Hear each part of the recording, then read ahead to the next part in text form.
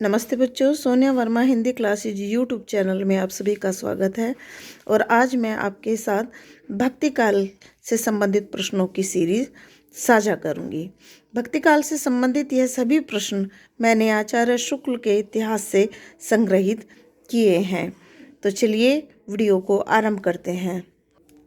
भक्ति काल की यह सीरीज आचार्य शुक्ल के इतिहास से है, तो आप अपने रजिस्टर में भी मेंटेन कर लें, क्योंकि कभी कभी प्रश्न को देकर यह भी पूछ लिया जाता है कि यह किस इतिहासकार ने अपने इतिहास ग्रंथ में लिखा है। तो इसलिए मैंने हर प्रश्नावली को जिस भी इतिहास ग्रंथ से लिया है उसको इंडिकेट कर दिया है। तो ध्यान से आप इस चीज़ को अपने रजिस्टर में मेंटेन करें। आज का जो प्रश्न है वह पहला 212 नंबर के प्रश्न से शुरू हो रहा है, किंतु भक्ति काल से संबंधित सीरीज में ये क्वेश्चन नंबर 1 माना जाए। कबीर ने रामानंद से राम का नाम किस स्थान पर लिया? तो काशी में पंचगंगा घाट पर कबीरदास जी ने रामानंद जी से राम का नाम लिया था, और बहुत अचानक लिया था। वह उन्हें अपने गुरु के रूप में मानते थे। तो वो सुबह स्नान करने के लिए जब काशी के पंचगंगा घाट पर आते थे तो कबीर वहाँ जाकर सीढ़ियों पर लेट गए, और वहीं उनका पाँव कबीर से छू गया और वो राम राम कह बैठे, और इसी प्रकार उन्होंने अपने गुरु से दीक्षा ले ली राम के नाम की। सभी को यह घटना अवगत होगी। दूसरा प्रश्न देख लेते हैं। कबीर की वाणी क्या कहलाती है? तो कबीर की वाणी निर्गुण वाणी कहलाती है। कबीर की वाणियों का संग्रह सर्वप्रथम किसने किया? बहुत महत्वपूर्ण प्रश्न है। तो उनके शिष्य धर्मदास ने उनकी वाणियों को संग्रहित किया। वो बोलते मतलब वो गाते रहते थे, और उनका जो शिष्य था धर्मदास वह उन्हें लिखता रहता था, या माइंड में उसे लिख रख कर फिर उसके पश्चात उसे लिख लेता था। कबीर की वाणियों का संग्रह किस नाम से प्रसिद्ध है? तो कबीर की वाणियों का संग्रह बीजक के नाम से प्रसिद्ध है। बीजक के कितने भाग प्रसिद्ध हैं, यानी कि उसमें कौन कौन से रूप हैं? तो 3 रूप बीजक में हमें प्राप्त होते हैं कबीरदास के पदों के, रमैनी, सबद और साखी। साखी मुख्यतः किस रूप में लिखी गई है, यानी कि वह छंद के किस रूप में हमें प्राप्त होती है? तो साखी दोहों के रूप में हमें बीजक में प्राप्त होती है। कबीर की सांप्रदायिक शिक्षा व सिद्धांत के उपदेश किस में मिलते हैं? तो साखियों में उन्होंने सांप्रदायिक शिक्षा व सिद्धांतों के उपदेश दिए हैं। साखी का मतलब ही है सीख या शिक्षा देना। तो उनकी जो साखी है वो बहुत महत्वपूर्ण है, और उस समय के लिए ही नहीं, वह इस समय में भी बड़ी कारागार है। साखी आपने पढ़ी ही होंगी, जो सीख दे, जैसे बहुत सारी साखियाँ उनकी बड़ी प्रसिद्ध हैं। मीठी बानी बोलिए मन का आपा खोए, ऐसे करके, या पाहन पूजे हरि मिले तो मैं पूजू पहाड़, तासे भरी घर की चाकी पीस खाए संसार। तो ये सीख है। जैसे मूर्ति पूजा का विरोध उन्होंने किया है इस साखी में। कबीर द्वारा गाई रमैनी व सबद में हमें कैसे पद प्राप्त होते हैं? तो गे पद प्राप्त होते हैं, यानी उनमें गाने का जो भाव है बड़ा उच्च कोटि का है। साधु संप्रदाय की संत परंपरा में माना जाता है। तो रैदास की संप्रदाय की परंपरा में यह संप्रदाय माना जाता है। साधु संप्रदाय की स्थापना किसने की? तो वीरभान ने की। रैदास के कितने पद गुरु नानक कृत गुरु ग्रंथ साहिब में मिलते हैं? तो गुरु ग्रंथ साहिब में रैदास के 40 पद संग्रहित हैं।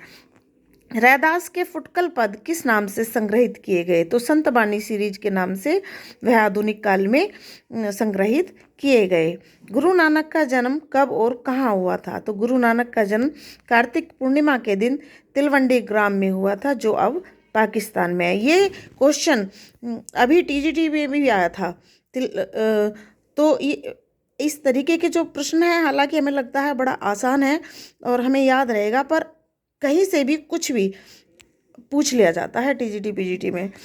तो प्रत्येक जानकारी आपके माइंड में होनी चाहिए। गुरु नानक के पिता का क्या नाम था? तो कालू चंद खत्री उनके पिताजी का नाम था। सिद्धांत की दृष्टि से दादू किसके अनुयायी थे? तो वह कबीरदास के अनुयायी थे। दादू के पंथ का क्या नाम था? तो दादू पंथ था। दादू आमेर नामक स्थान पर कितने वर्ष रहे? तो दादू आमेर में 14 वर्ष रहे। दादू दयाल का निधन कहाँ हुआ था? तो दादू दयाल का निधन भराने की पहाड़ी जो राजस्थान में है वहाँ पर हुआ था। दादू पंथियों का प्रधान अड्डा किस स्थान पर है? तो जहाँ उनका निधन हुआ था दादू जी का, भराने की पहाड़ियों में, वही उनका मुख्य स्थान माना जाता है। तो जो उनके उपासक हैं, जो उनको मानने वाले हैं, वह भराने की पहाड़ी में ही उस आश्रम को अपना प्रधान अड्डा मानते हैं।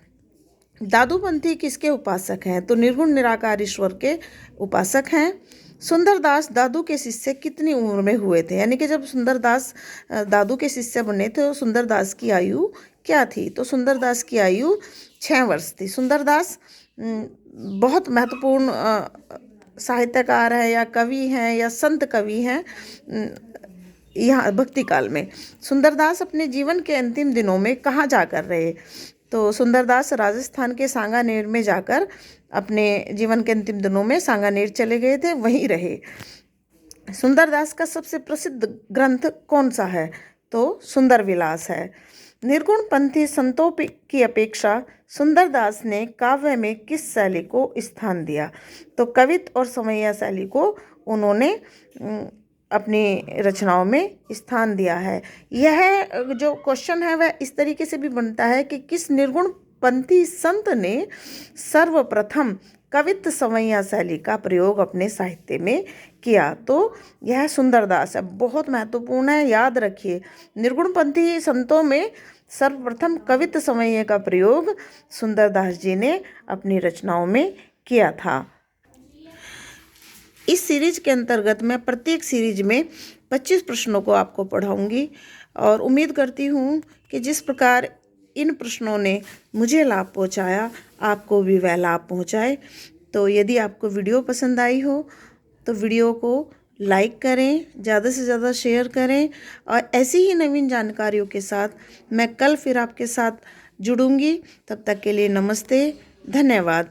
एक बात और मैं बताना चाहती हूँ कि मेरी 245 वीडियो मेरे चैनल पर अलग अलग रूपों में, उसमें ग्रामर की भी हैं और उसमें बहुत सारी वीडियो हैं जो टीजीटी पीजीटी के काम आ सकती हैं, तो उन्हें आप ज़रूर से देख लें।